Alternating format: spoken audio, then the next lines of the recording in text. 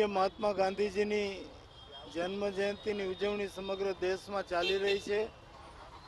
આ પ્રસંગે આપણા યશસ્વી વડાપ્રધાનશ્રીએ સ્વચ્છ ભારતનું જે અભિયાન 2014થી શરૂ કર્યું છે એ સ્વચ્છ ભારત અભિયાન સંદર્ભે આજે સ્વચ્છ ભારતનો કાર્યક્રમ છે।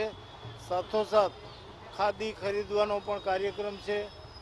દેશભરમાંથી ભારતીય જનતા પાર્ટીના લાખો કાર્યકરો સ્વચ્છતા અભિયાનમાં ભાગ લેશે। ઉપરાંત ખાદી ખરીદી અને પૂજ્ય મહાત્મા ગાંધીજીનું જે સ્વપ્ન હતું એને સિદ્ધ કરવા માટે પ્રયત્નો કરશે। સાહેબ, બિયારણનો મામલો સામે આવ્યો છે। જામજોધપુરમાં કેટલાક ખેડૂતોને ગેરકાયદેસર નકલી બિયારણ નામે વેચે। મારી પાસે હકીકત આવી છે, એની મેં તપાસ સોંપી છે। તપાસ કરી એની યોગ્ય પગલાં લેશું।